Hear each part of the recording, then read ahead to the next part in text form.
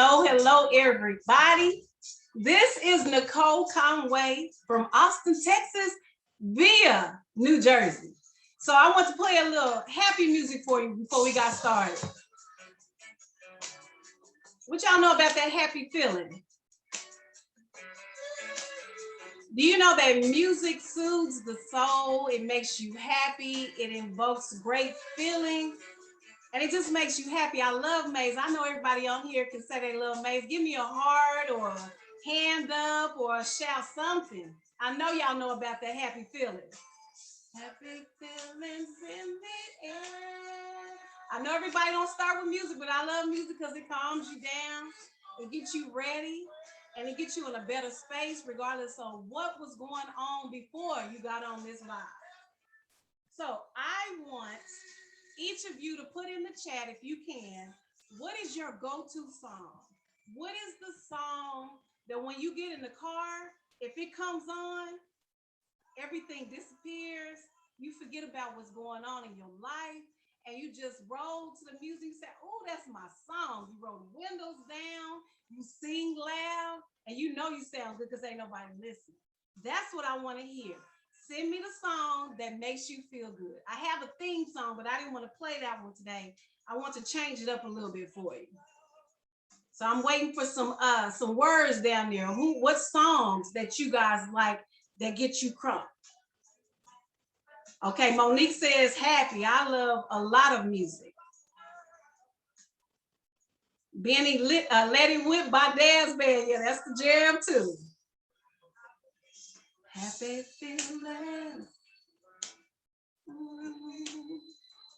Okay, so it looks like that's all. I guess everybody don't get happy. Okay, I don't know how to say that, Erica. A loss in Miss Pies. Come on, please tell me, can I get an interpreter in the room for that? Wings on my feet, thank you, because I have no idea how to read Spanish. All right, I'm gonna turn this down. I was just trying to allow a few people to come in the room so we can have a chat about the purge. Why did I pick the purge? Well, I have married my wardrobe styling business with mental health. And I know that sounds odd. How do you put those two together? Well, you put them together, pretend like the issues that are going on in your life are in your closet. You have built up unforgiveness, not liking somebody for some reason, not, wanting to end a relationship, something in your closet that needs to be removed. So as a wardrobe stylist, I'll go into a person's closet, but now since of COVID, I will talk to somebody on Zoom and we'll talk about things that they need to remove from their closets, things that they no longer need in there, that no longer serve them purpose. So if you think about your closet as your life, and you think about the things that no longer serve you, that shirt with that big old butterfly collar that nobody wears anymore unless you go into a 70s party, those jeans that are too tight, or maybe they're too big, maybe they're faded, maybe they're out of style, whatever it is, or maybe it's something in your closet that aged you. But the number one that I see, maybe a relationship or a marriage has ended and you have that old wedding dress in the closet.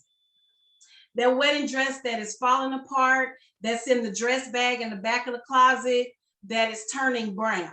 Okay, that's for my ladies. For the men, how about the suits and the dress pants that you no longer wear that are under the dry cleaning bag that just sit there?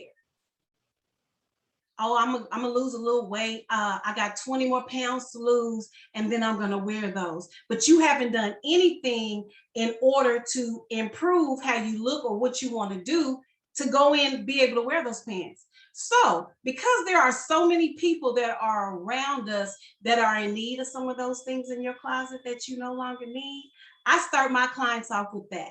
I ask them the question, what's in your closet that you no longer need?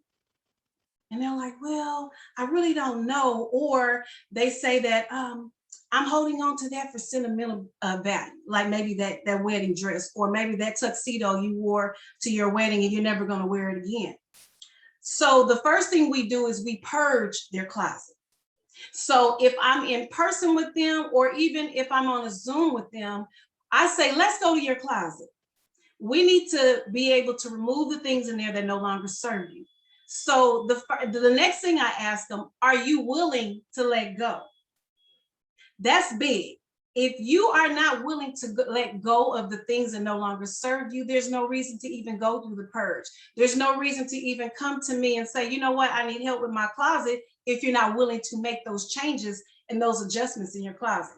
So when I was going into closets, I say, you got to be prepared to let go. We're going to get rid of some things and then we'll go into shopping. That's last. It's getting rid of the stuff in the closet. So we'll go in the closet and I'll start bringing things out. And they're like, oh, well, what do you think? I said, as long as you trust me and you allow me to help you through this, we're going to get rid of those things. So I'll hold them up and they'll say, well, I don't know. But usually I go through and I filter the things that they can keep, the things that they can use in their closet, they can work with something else. So that's the wardrobe styling part of it. When I get into the closet with them, they ask me my story because they know that I'm a mental health advocate and they want to know my story. And I'm sure you want to know it too. So between the ages of 20 and 30, I suffered 3 nervous breakdowns. All 3 of those times, I spent times in private facilities for maybe a week or 2 because at that time, I didn't know what was going on with me. I was a single parent with 2 children, and I did not understand what was happening. I was staying in the dark spaces, not want to be bothered, not want to talk, not going out and speaking to people, none of that. I just completely shut down. And yes, I did have those feelings of wanting to take my life. And I know I get messages from people in my inbox on a regular basis saying, you look like you have it all together, that everything is just fine. It's easy to present a great face. It's easy to put on that smile, like everything is fine and there's nothing going on in my life. And easily with Facebook or any type of social media, we can present ourselves as this, you know, everything is good. I'm running through the daisies every day and everything is great. But everything is not great every day. And unfortunately, in the brown and Black communities, we hide things because that's the way we were brought up. We were brought up to believe, you know, you're strong, you're resilient, you can persevere through this, you can get through this. You know, we don't talk about those things in public. So what you're going through, you need to keep it to yourself. And then if you talk to a family member, they look at you like, you crazy girl, don't tell nobody that. And it's unfortunate that we do that to each other. We sweep it under the carpet like it doesn't exist, but the mound keeps getting bigger and bigger. So I know some of you have those grandmothers that will be in the kitchen and they will cook in one of those pressure cookers. So when you started, you know, everything is boiling good, but as time, that pressure cooker gets so hot that it starts to beep, it makes that loud noise to let you know that it's cooking that stuff, it's cooking it fast. That's just how depression and anxiety sometimes take place, and they blow up like a pressure cooker. Now, to the point where the top comes off, that's where the hospitalization came in for me. How did these things happen? Well, a lot of things happened during my childhood that I did not discuss. I suppressed them. I pushed them down.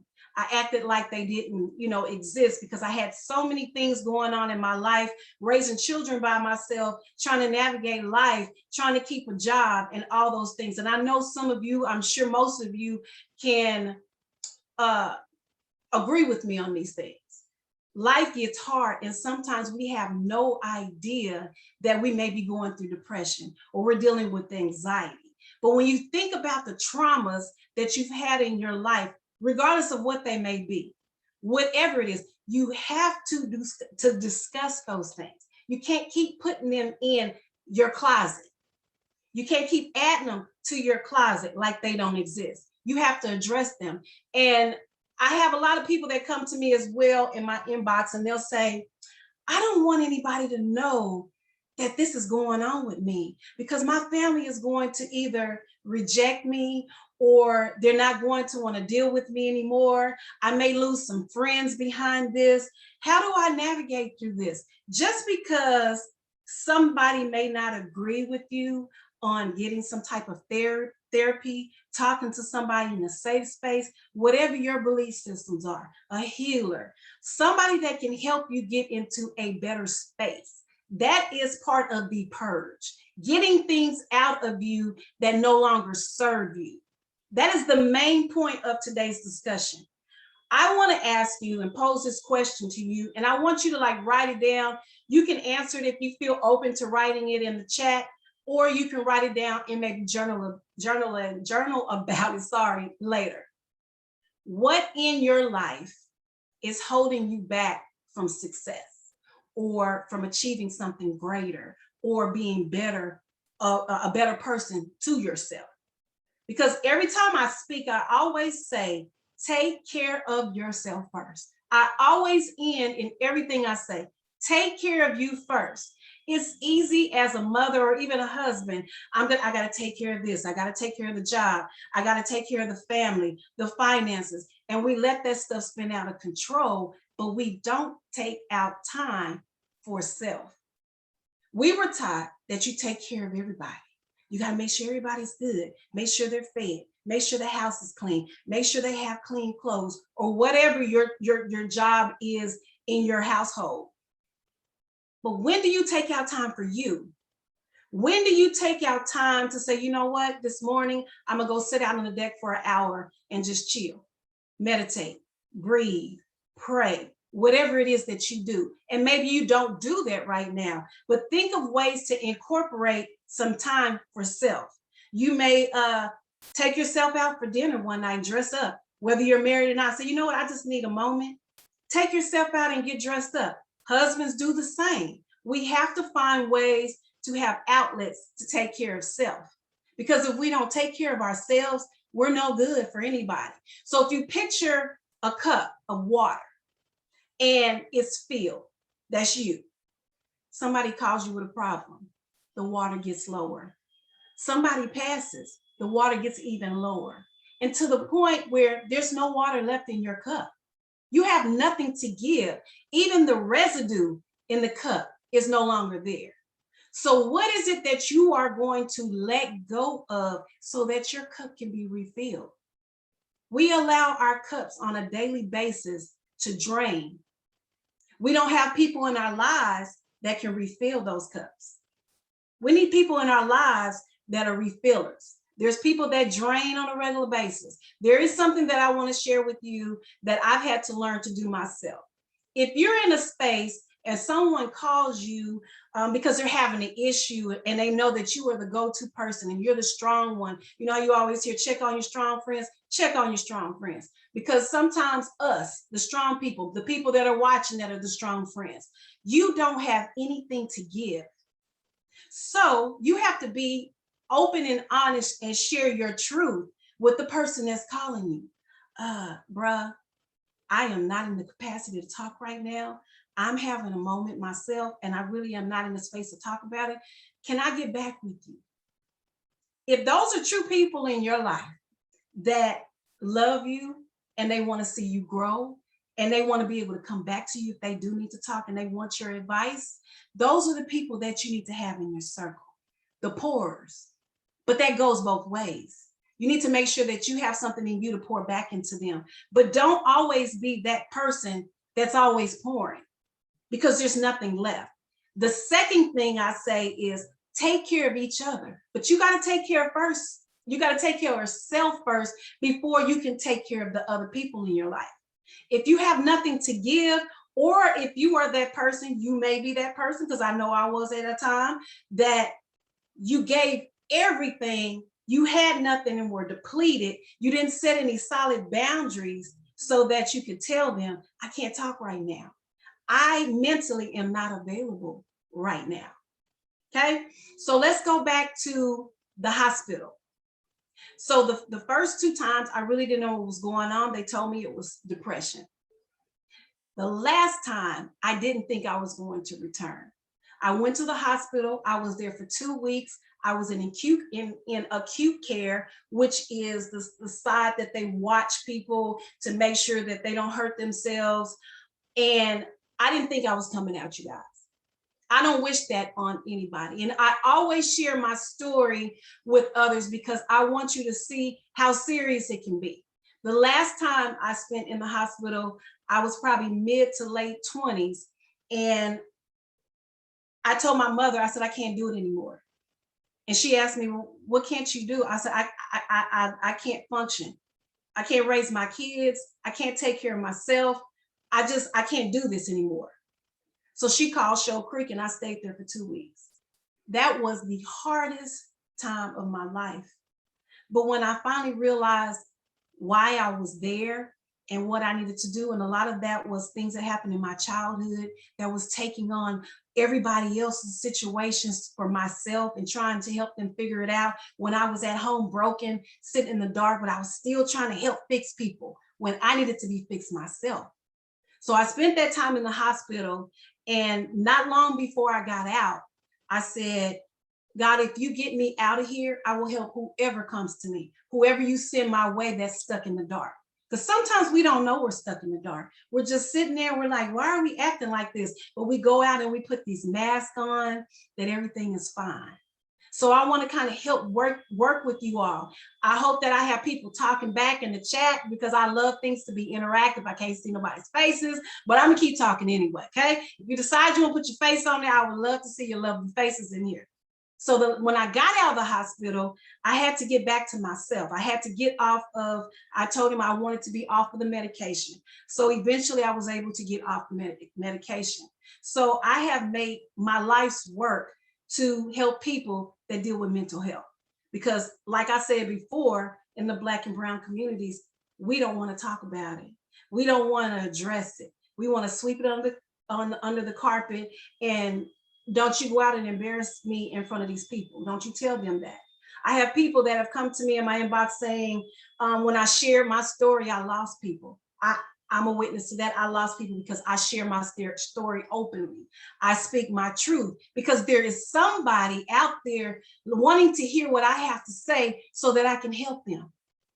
They'll come in my inbox and say, I didn't think you would talk to me. Yes, I am. I made a promise to God, so I have to talk to you.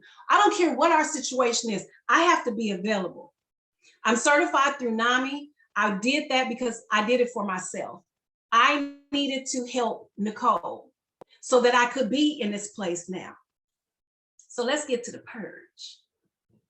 What's in your closet? What do you have in your closet that you know with your heart's desire, I need to get rid of it? Something too tight, something too loose, maybe lost a lot of weight, something that's falling apart. So what I do with my customer is I get 3 stacks. The 3 stacks are giveaway to a friend or somebody that's in need. It may be, the second one is to an organization that may need those clothing, maybe a woman's shelter or a man's shelter, or whatever it is. That's the second. The third is if they want to sell it on a platform like Poshmark or something. But after we are done, because I know we'll take the bag and say, oh, let me look through here real quick and put some stuff back in my closet. Don't we do that in our situations in life? It's a friend that you've been friends with for years since you guys were kids, and it's toxic, but you hold on to it for a nostalgic reason because it's sentimental. And they've been in my life all my life, and I can't let them go. But you've seen all the signs that you've got to let them go. Is that somebody in here? Can I see some hands? Is there something in your closet that's just like that you need to let go because it no longer serves you? Get rid of those things that don't serve you. So I want to go through a few things. And the reason also I was going to tell you that I was in that hospital is because of the trauma that I dealt with. There was quite a bit of trauma that wasn't addressed. If there are traumas in your life, you need to address them through therapy or whatever. Get some help. That does not mean that you're a bad person because you get that help. But then there are also triggers. There may be something you're driving down the street. You may see a billboard sign that says something that triggers something in you that happened as a child. Identify those triggers. And even more importantly, what I have learned to do is to identify the triggers of my spouse. So I know what triggers him, what I need to say and not to say, how we can communicate a little bit better. So ways to purge. I know we talked about ways to purge by removing things from your closet and removing people, but what about the clothing in your closet that would identify as unforgiveness?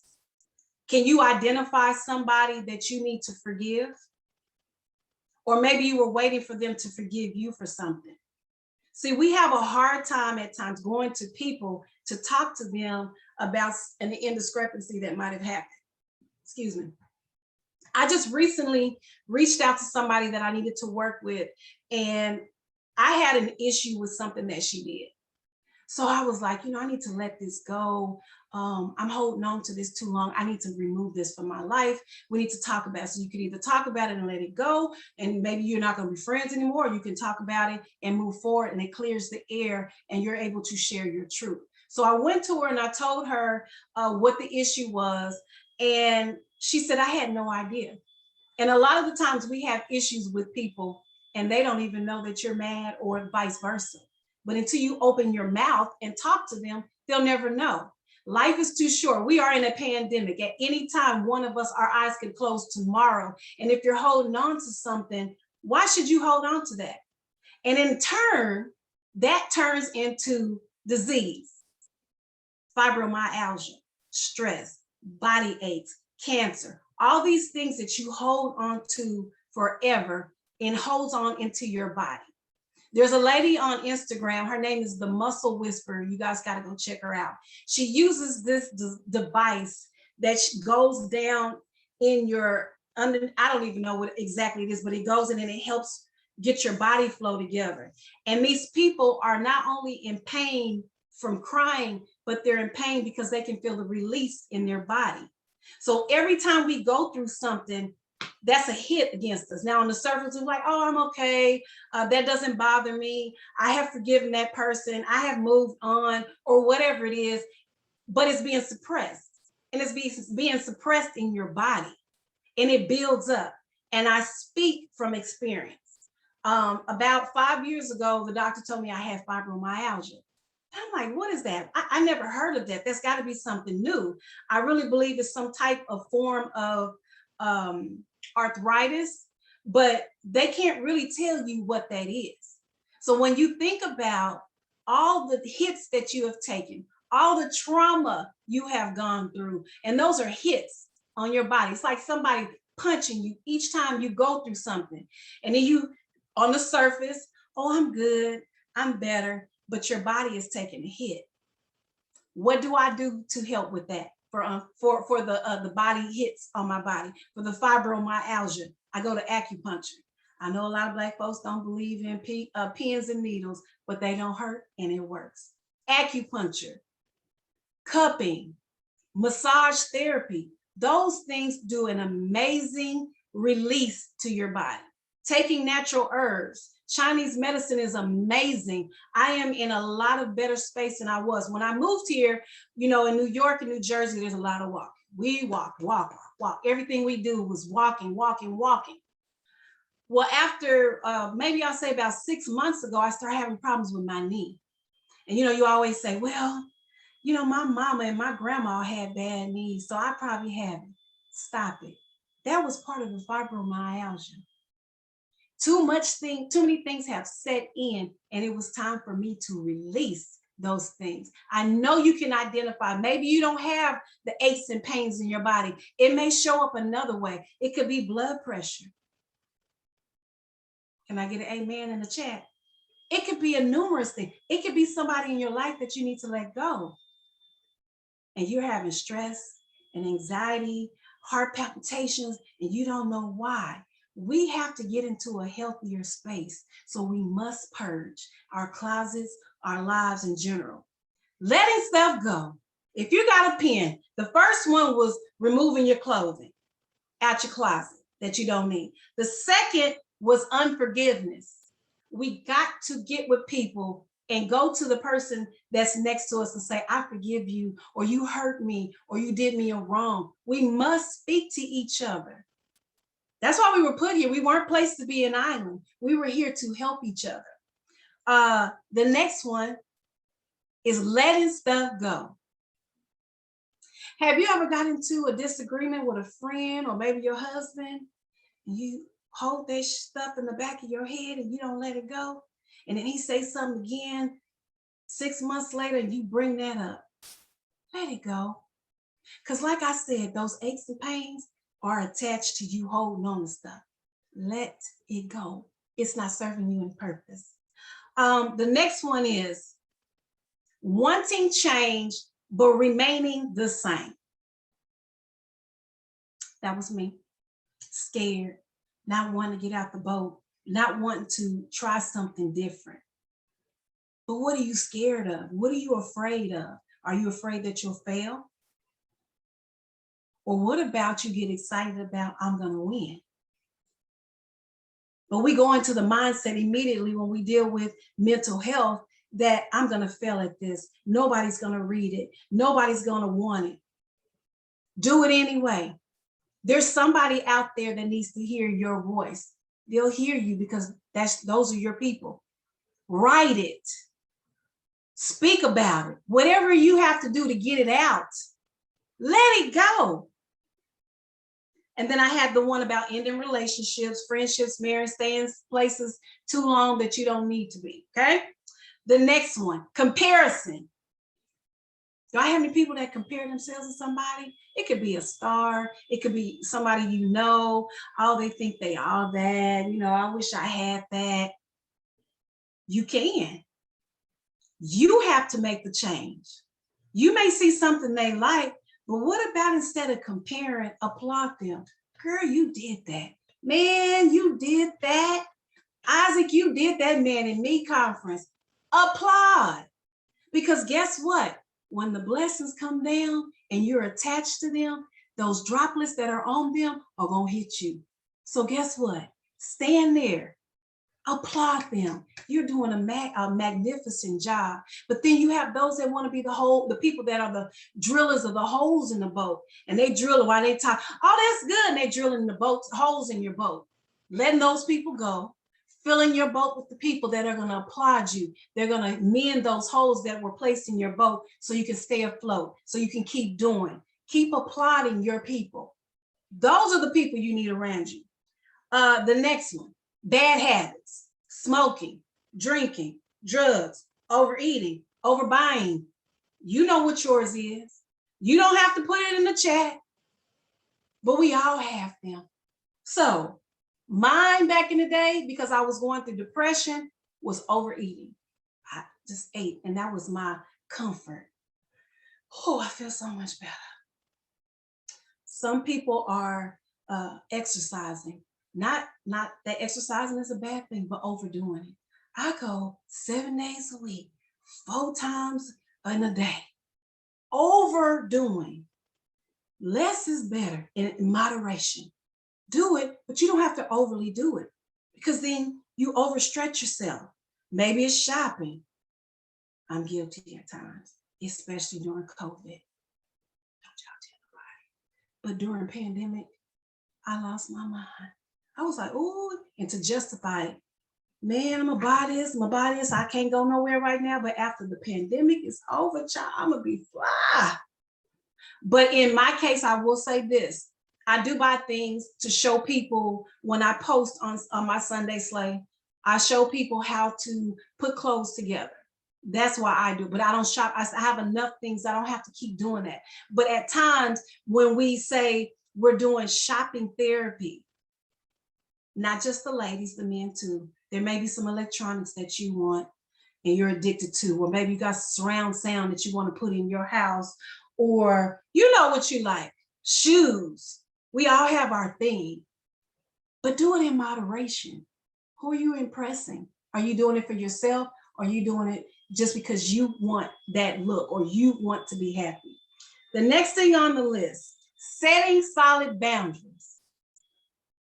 Have you gotten to a point where somebody will come along and say, can you do this meeting with me? I'm not really prepared, but I need you to do this meeting for me. And you say, okay, I'll do it. You're not prepared. You really don't want to be on camera. You really don't want to do it. but instead you just go along to get along. I know y'all heard no is a complete sentence. It feels good off your tongue too, especially when you're that yes person. I'll do it. I will pick it up. I got it. I'll get it for you. I got you. I'll go over there across town and pick it up for you. Sometimes you just have to say no. Will the person understand? They're going to have to understand. That's where you set those solid boundaries. The other thing is with those solid boundaries, speaking up and saying what you feel, what you think, instead of suppressing it. I am bad about that. I'm trying to do better, but you get into a conversation with your husband and they say something, you don't want an argument, so you suppress it. You don't tell them what your needs are or what you feel. So then they go away saying, well, she didn't tell me anything, so I guess she's okay. Stop suppressing those feelings. That turns into the anxiety and the stress and the depression. Let out your feelings. You can say things in love without hurting that other person. Open your mouth and let them know. I'm not saying anything in it to be hurtful. I'm saying this in love, but I need to tell you because I need to share my feelings. If you don't, once again, you're suppressing all of those things and those emotions and those feelings on you, and your body takes the hit for that. Letting go of fear. I touched on that just a minute ago. Let go of the thought that you are going to fail. What if you succeed?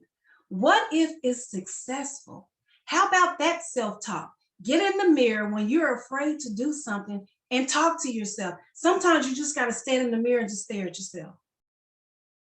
And it's really odd, but after a while, there may be tears. You may start laughing and say, I look real goofy doing this, but stand there and talk to yourself. I can do this. I got this. I'm smart enough. I have all of what's in me that I need to get out to the world, and they need to hear me. Open your mouth. Don't be afraid to jump out the boat. And when you jump out the boat, don't walk timidly. Go ahead and skip. So maybe you want to run, but you got to get out of the boat in order to start moving. Okay? Another one. Wanting to be validated. Getting on, let's see, what's my example for wanting to be validated? Always waiting for somebody to tell you you've done a great job. Oh, that's beautiful. You've done a great job. That's nice. I like that. Whatever that is, waiting for somebody to validate you. Why can't you validate yourself? So when I work with some of my people, I'll have them get a dry erase pen and I'll have them write on their mirrors, I'm beautiful, I'm wonderful, I'm great, I'm smart. And I said, while you go in there and you brush your teeth and wash your face, read those things out loud. Tell yourself those things. Because where I lacked before these things started was I thought I was too fat. I wasn't good enough. I compared myself. I thought I was too fat. I was too short. And then I got into modeling. And I got into modeling, it wasn't for anybody else but for me, to build my self-confidence, my self-esteem, to make me feel better about myself, to truly see myself. Because somebody can tell you, oh, you're so handsome. Oh, you're so pretty. Oh, you're so nice and you dress really nice. But what's going on the inside? Let's work on dressing up the inside. Let's work on healing those broken spaces that are in your heart that you need to repair. I always refer to a mosaic. If you've ever seen a mosaic piece, whether it's a vase or you see it on a window, there are broken little colorful pieces, all different shapes, but they don't get tossed off. They get made into a beautiful vase, a beautiful piece of art. And when you put them up to the light, the illumination is beautiful. So if you are broken in any area, got tongue tied, or it's a place that you need to heal, just because you may have fragmented pieces that are colorful, great pieces in your life, bad pieces, they all make up who you are. It's okay to be a mosaic. It's nothing wrong with it. I was reading this thing on social media, and they said in China, when like a coffee cup cracks, they fill it with gold. So when you look at it, it looks like a beautiful piece of art. So just because you may be broken in an area, you are still a beautiful piece of art. Don't let people tell you differently. Keep shining regardless of what the situation around you looks like. And the last one I have on my list, stop trying to justify everything. Oh, I did that because of such and such. Oh, I went over there because such and such. The other one is when you walk into a room full of people and you're going into a meeting, you make an announcement. I am so sorry I'm late. Such and such happened and I was in the traffic. How about you just quietly walk in, smile, and sit there and wait until it's your turn? You don't have to justify why you're late. Life happens. Traffic happens. Kids happen. Whatever's going on around in your life, whether it's a distraction, it happens. So stop justifying things and just let them be what they are. You losing your car, it's going to work out. The things that you say out your mouth is what manifests in your life. So I'm going to give you an example. When I was in my 20s, I was really going through it. And I said, I wonder if I died, would my family even care? Would they even love me still? That manifested in my life 4 years ago. I had a rollover car accident in Austin, Texas, coming from Round Rock on the feeder road. So I was driving and my car hit some water. So it hydroplaned a little bit. I kept going further because it was raining really hard and it hydroplaned, but this time my car flipped over 3 times. One time, and I'm holding on the steering wheel for dear life. Oh my God, oh my God. And my car landed on the passenger side. All the windows were busted out, but the left side of my car, the driver's side, was not touched. Why am I sharing this? Be careful of what you say out your mouth. This is a powerful tool. Like when you get up in the morning and you stub your toe and you say, the rest of my day is going to be horrible because I stubbed my toe. You are speaking that out and it's going to come flying at you like a magnet. So guess what? The rest of your day is going to be like your stubbed toe. Hurt, mad. Everybody's going to frustrate you. They get on my nerves. I'm quitting this job. How about, oh, I hurt my toe. This hurt. But guess what? The rest of my day is going to be great. I'm going to have a fantastic day. We need to learn to get up and speak to ourselves. Have that personal conference meeting with yourself. I'm good enough. This is going to be a great day. I'm going to learn something new. You got to self-talk. That is part of self-love, talking to yourself, looking at yourself, even in your imperfections. You are enough. You are worthy of whatever you want. You have a book you want to write? Maybe you wrote a book already. You got 5 more books in you. Write it. Who's stopping you from writing it? There is somebody out there that's relying on hearing your words in order to heal themselves or maybe to move forward. Sometimes when we post things or we talk about things, that may be the only thing that somebody can hold on to. You may be the only Bible, the only book, the only motivational thing that somebody needs just to get by. I get inbox messages that tell me, you know what you said today helped me so much. You have no idea. You talking to me today. I get all types of messages like that. Can you talk to me? Do you have a moment? And at times also, even when we are going through and we do take the time out to help that person, sometimes all they need you to do is listen. We have one of these that we use too much. It's overly used. Like I was talking about earlier, this is overly used, but we need to switch the game. This needs to be overly used and this needs to be quiet. Listen for understanding instead of listening to respond. I'm the one that always just waits on what people say and then I'm ready to say what it is. But I've learned to, whatever is going on in my head, shut it off, shut everything down, and immerse myself in what the person's saying. Listening, shut up, be quiet. You don't have to insert everything. Be quiet. We just need somebody to hear what we have to say. Maybe we're going through something and you don't need any advice. You just need the person to hear you.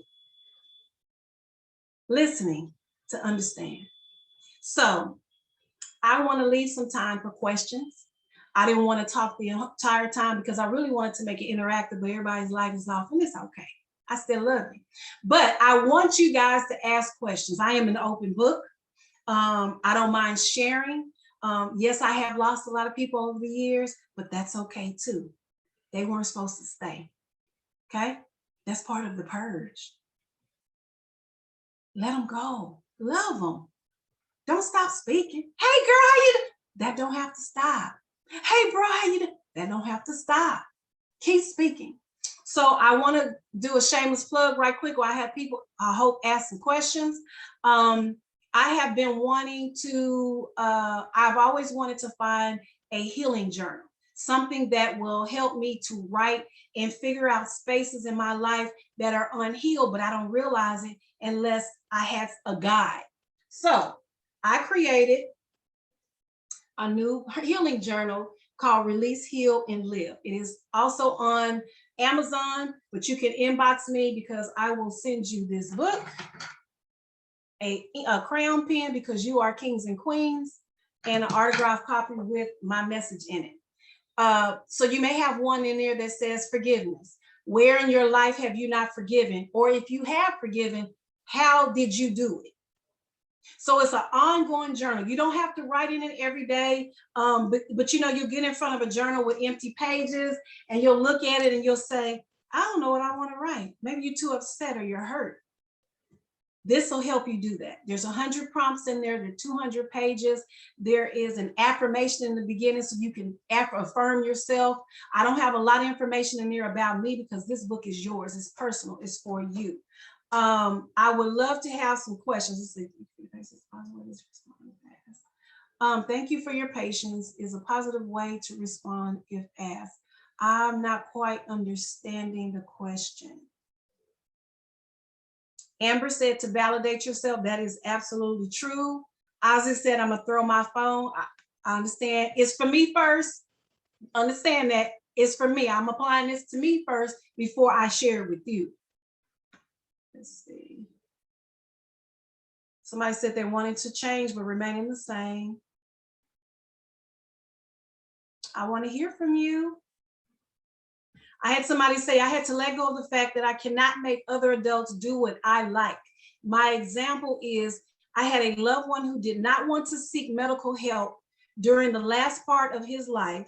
I tried everything to get him to go to the hospital. It brought my health and mental outlook down. I am on the better side of that now. I want to be success, and I know I am. Yes, you are, sis. You are a success. Whatever it is you want to do it. And if you still are holding on to something in this situation that you haven't truly let go and dug up under, because we got to get down to the roots. It's easy to talk surface talk, but things that are underneath all of that, that are the cause root of why that happened, you got to get under there. So I recommend highly get a therapist if you don't already have one. They will change your life. Someone put in here, I learned to let go of other people's expectations, control, and how I perceive myself. That is good. Somebody put my timidness that I try to hide, the thought of failing. I have gone through that quite a bit. And even the thought of, what is it? Not being good enough, not, what is it? I forget the name of it. I've lost it because you are so right. And it's not so much for me of being timid. It's just them accepting. Are they going to like it? Are people going to support? And that's where I fail. But like that exercise I was telling you about on the mirror, go and write on your mirror some things that will elevate you. And in the morning, read those things to yourself. Yes, I'm talking to myself. Yes, leave me alone. And so say those things to you. Okay, let's see, where else do I have? I think I have another one at the bottom. Okay, the question is, I would like to know your thoughts on the dilemma trying to change others, but the ones that need to change is me. Oh my God, meaning looking at other flaws, but I am the one that needs improvement. That is huge, Jose. It is not easy because when you, let's say for instance, you saw somebody say something and you say, oh, they think they're all that. And there may be a characteristic that they have that you want. So what is it in your life that you're holding on to that you can't get past that? So you're comparing yourself to that other person instead of working on self. Work on you. Get into therapy. The Man in Me is a great space. I don't know all about everything that the Man in Me is doing, but it's a group of men that get together and talk. Maybe there's somebody in the group that you can connect with and have a talk where you can talk to another male that might have gone through the same thing. We have to connect to people. It could be a stranger. Connect to people that you wouldn't normally connect to and see where you can work that out. But talking to somebody that's biased is so helpful. They can give you tools of how you can work through that, as opposed to, I'm just going to sit with this and I'm going to stay this way because that's just the way I am. I hear that all the time. This is me. You just got to accept me the way I am. But why do we? Thank you for Amber. Amber put in the website, so you can definitely check in with them. NAMI, NAMI, which is the National Alliance on Mental Illness. They have support groups there that are free 99. You may not have a one-on-one, but you may sit in a group just like a AA meeting, and you'll hear somebody that has the same type of story and how they work through it. Those are amazing. NAMI.org. maninme.org. There are so many resources that you can tap into that are free. People just don't know about them. Reach out to somebody, maybe clergy, whoever you feel comfortable with, where you can talk through some issues. And like I said, journaling is amazing too. You may want to write it out. Sometimes there may be somebody you need to forgive, and that may cause issues with what's going on with that, the way you feel, the way you do. Get in touch with yourself. Okay, Erica and Rob said, I'm struggling with managing my emotions. I recently became a father, so that is Rob, father, and I started to really rethink what I want to teach my son. I always struggled with my emotions, anger, resentment, depression, but those are exactly the things I don't want him to learn from me. Because I dislike that side of me, it creates nothing but hurt. Maname.org really helps. Thank you, Rob. So whoever's watching that's a male that may have the similar issues, anger, whatever it is, get in touch with Man in Me. I can tell you stuff for women. I can't tell you stuff for men, but I know Man in Me will hook you up. So if you have issues, please reach out to somebody. Don't suffer in silence. If you got to inbox somebody, you just want to talk, do something. But not doing anything is not going to get you out of that vicious cycle. Yes, thanks for sharing that, Rob. Glad to hear you're making positive changes for yourself and your family. And the other thing is, and I'm going to end with this, our kids watch everything we do. They are sponges. Whether we do good or we do bad, they pick up all of that. You may not see it immediately, but later in life, you'll see them as adults, because I have adult children now, and I see some of the things that they do that I do, good and bad. But it's a choice. It's up to you to change that cycle, that generational curse. It's up to you to break those cycles, because our generation that's coming up behind us, they deserve so much more than what we have. And our mothers and our fathers gave us what they could. That's all I have, y'all. Thank you, Amber. She said my journal is amazing. Oh, and it helped you to release some things. That is so good to hear. If you would like one, please get in touch with me in my inbox. I am Nicole Conway on Facebook, and on Instagram, I am Nicole Conway Speaks. If there are any other questions, I am available for them. Oh, you're welcome, Benny. We can't hear you, speaker. You're on mute. Nicole, thank you so much. You were fire. We're so grateful for everything that you shared today. I can use it practically in my closet, and I can use it personally in my life. Erica and Rob are asking, can you share your email, or you prefer them to reach out via Facebook or? Yeah, I'm sharing it now. It's nicole.conway4415@gmail.com. Awesome. Well, thank you all so much for attending today's workshop, Purge. I hope that you are ready to purge. It's a great day to purge. Yes. And please get in touch with Nicole. You can also contact her via her email, her Facebook, her Instagram. We also have ways to contact her through the Hoover app if you need to reach her there. Make sure to fill out the survey as well so we can provide her that feedback, and it can help us continue to communicate the value of what we're doing as we're writing grants and we are getting funding to try to make these things available to you all. So we're going to head to our closing session now. So if you can go ahead and head over to the closing session, and I am going to stop our recording.